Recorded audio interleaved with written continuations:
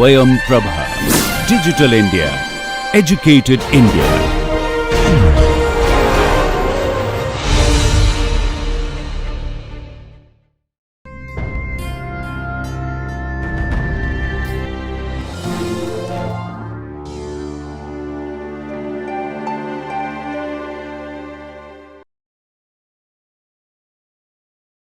Now, let us looking at interatomic bonds. There are different types of bonds, two classification, primary and secondary.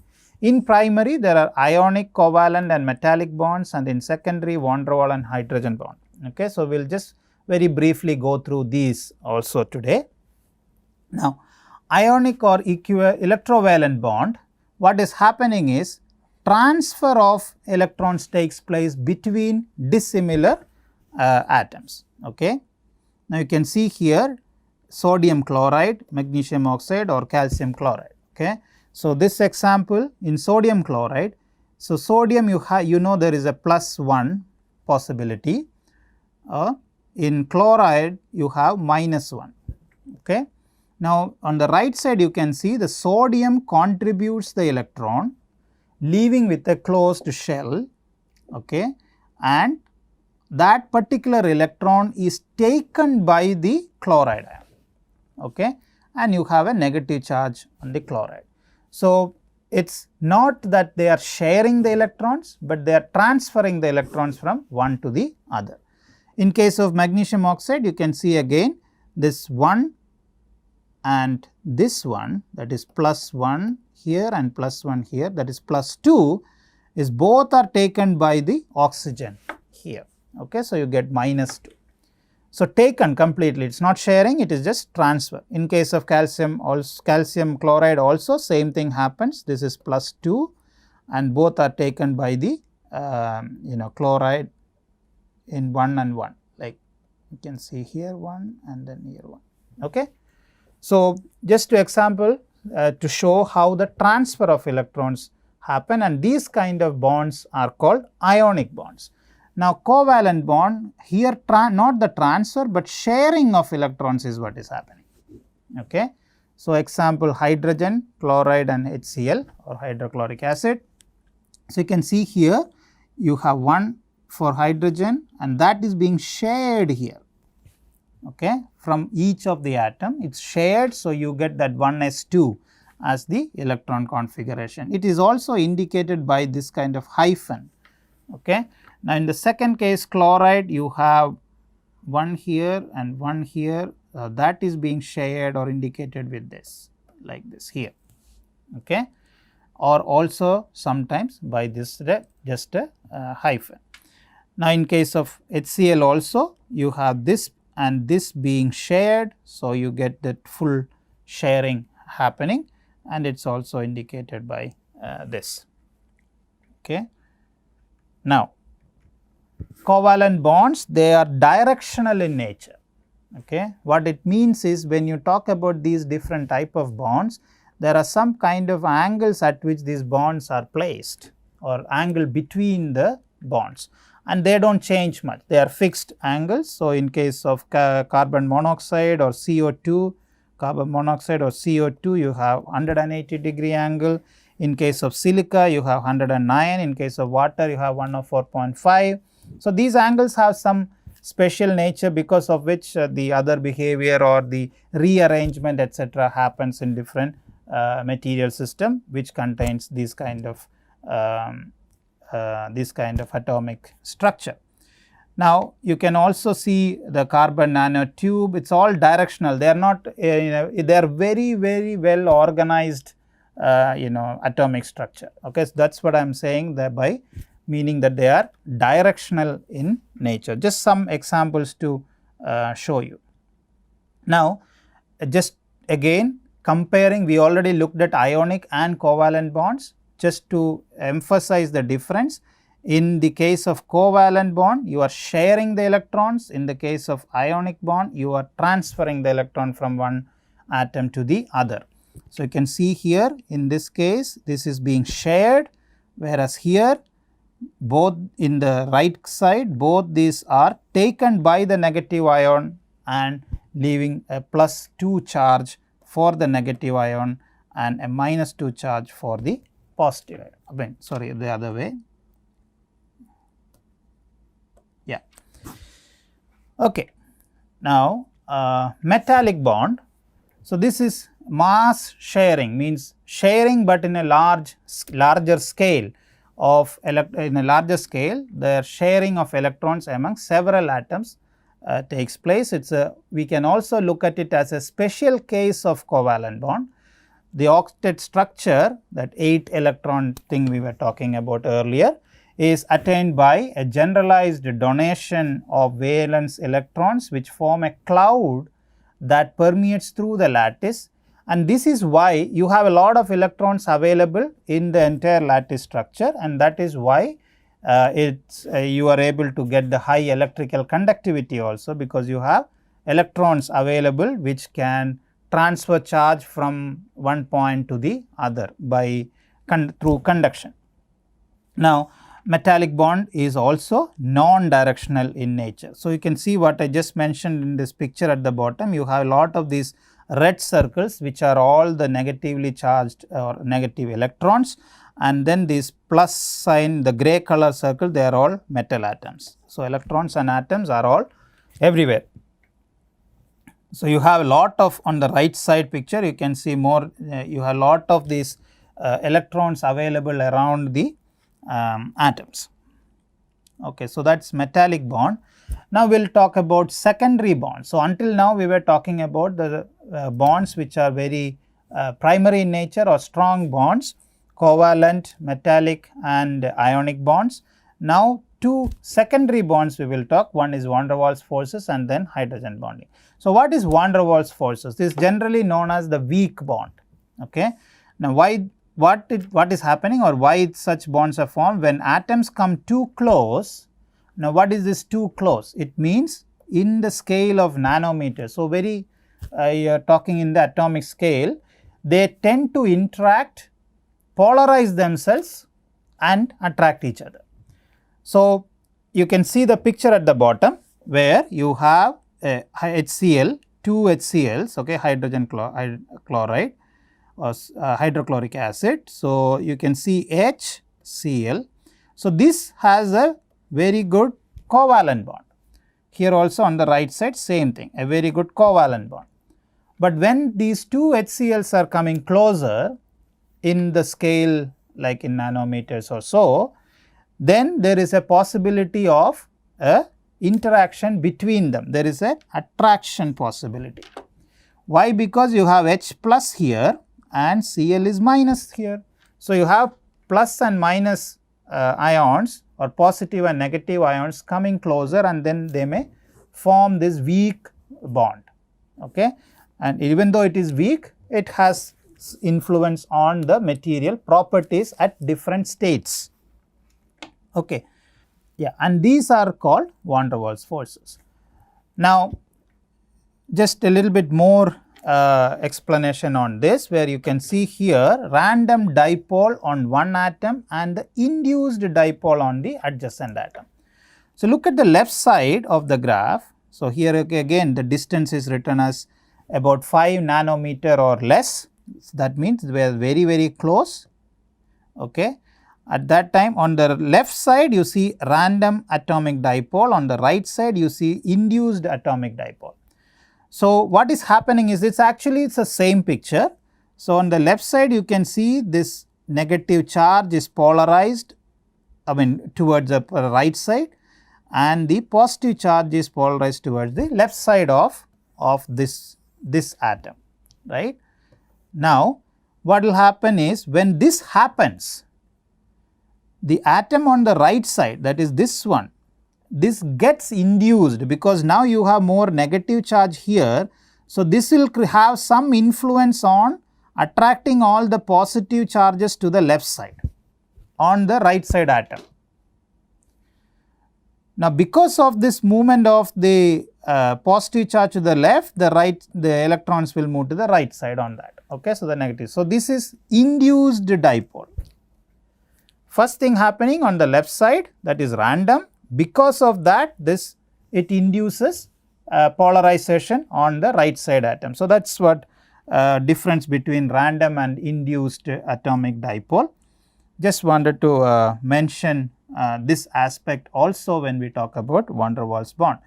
And because of this, the material behavior can change a little bit. So, I can talk a little bit about some examples on how these van der Waals forces affect the material behavior.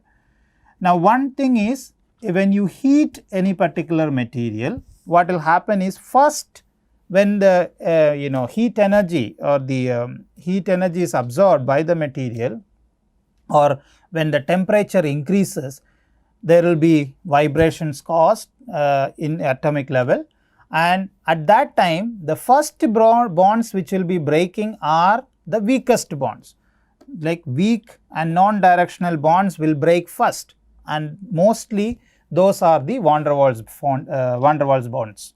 Okay. Now, while boiling liquid, this is what happens, and also in case of plastics, when you heat the plastic, it starts flowing, the plastic material starts flowing, and then flowing means permanent deformation, and that is happening because of the breakage of these weak bonds.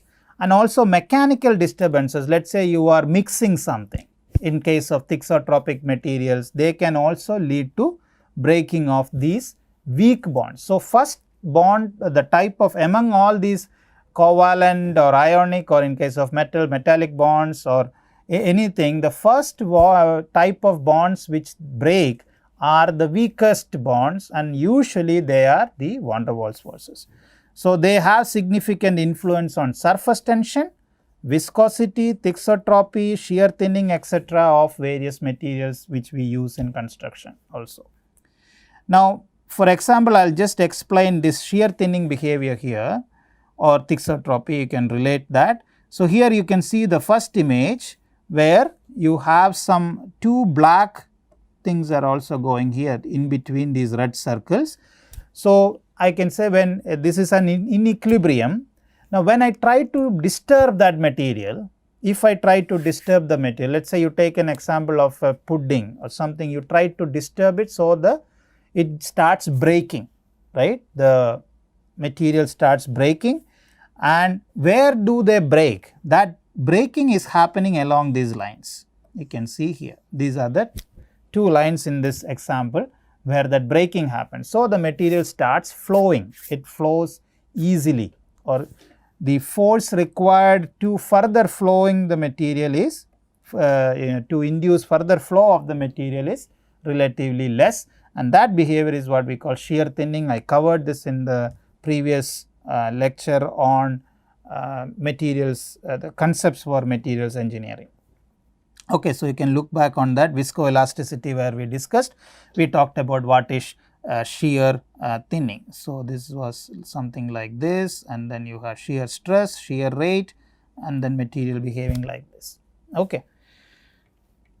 So, here the weakest bonds break first, and that allows the material to flow. Now, hydrogen bond is another secondary bond we are talking, and this has hydrogen has one proton and one neutron, and these are attractions between a positively charged hydrogen, that is here, on one molecule, and a lone pair on a very electronegative atom. Typically, you have nitrogen, oxygen, fluorine or chlorine on another molecule. These are very highly electronegative atoms, because this positive hydrogen gets attracted to this negative atom, and then the hydrogen bond is formed. Example is shown here in this drawing here, where you have example of HF. So, you have hydrogen here, fluorine, and then you have a negative charge forming on this side, and here you have positive charge forming, right. So, because of that, there is this interaction between these two negative and positives, and that is what is hydrogen bond. Similar example, I mean, just to more clarity, you can see here a same example, hydrogen and fluorine, but you have this one here and more negative energy here, more negative, and then because of the hydrogen presence on the left side, you have more positive energy there, and because of this delta minus and delta plus, you have this hydrogen bond forming right here. Okay. Same case in case of this formaldehyde and hydrogen fluoride, you have same plus and minus charge on the facing each other, and which leads to the formation of hydrogen bond. So, these black lines here indicates the hydrogen bond. Okay. Now, look at the picture at the bottom where you have a hydrogen bond and covalent bond shown in case of water. Okay. Now, which is hydrogen bond here? So, you can see for example, this H plus positive charge here, and this oxygen has a negative charge on that side. So, this dashed line, the black dotted line, we can call as hydrogen bond, and which is the covalent bond, that is this between the hydrogen and the oxygen in the same molecule. Okay. So, within the molecule you have covalent bond, but across two molecules of H2O you have hydrogen bonds. Now, this you know it very well when you have ice formation. Ice actually floats in water. Why it floats? It is all made of same H2O, but there is, because of something, it is floating in water, and then the reason is the density of the ice decreases as ice forms.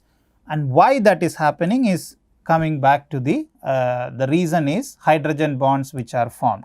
You can see in case of water on the left side, in case of liquid water, you have these different bonds, but there is no proper organized fashion. Okay. So, in liquid state, water molecules are closely held together by weak hydrogen bonds. In the right side, when the ice crystals are formed, you have I said ice crystal, right? You have well structured molecule there, okay, or the atomic structure is there, well structured.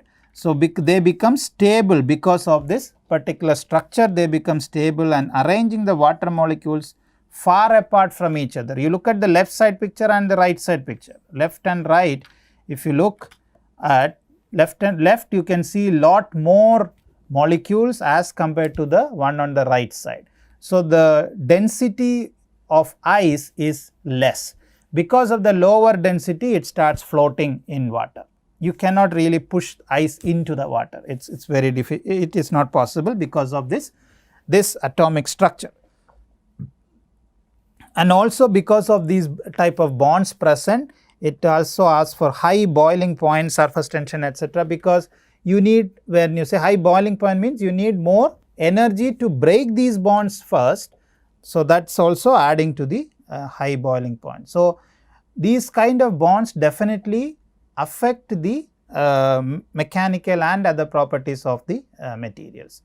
Now, presence of hydrogen bonds also can enhance the mechanical performance and heat resistance of some polymers. Here is an example of nylon and Kevlar. Kevlar is very, it is used for bulletproof material. It is actually a bulletproof material developed for that purpose only. Now, you can see here, where is the hydrogen bond here? This is one, this is one, this is one, between oxygen and hydrogen there. Here also you can see like that. Okay, connecting these different chains. So, you can see this is one chain, this is another chain, and then there are hydrogen bonds between the chains. They really help in changing the behavior or in enhancing the behavior of these materials. Now, we covered these different type of bonds, and these type of bonds can be used to classify, or different materials can be classified based on the type of bonds which are present. For example, if you are talking about metallic materials, steel or metallic bonds, steel, iron, aluminum, etc., they have metallic bonds. And in case of cement, concrete, brick, glass, aggregates, they are all typically ceramic materials, and they will have other type of bonds, not really the covalent bond or ionic bonds, etc. And other organic solids, you have asphalt, plastic, wood, they also have different. So, these materials have different set of they can be classified based on the type of bonds which are present, and then the behavior is also very different. So, in Next future lectures we are going to first look at how the metallic materials behave, and then looking at their microstructure with different type of defects in the metallic materials, and then we will look at inorganic and organic non-metallic materials, and then finally we will also look at how the organic solids or organic materials behave.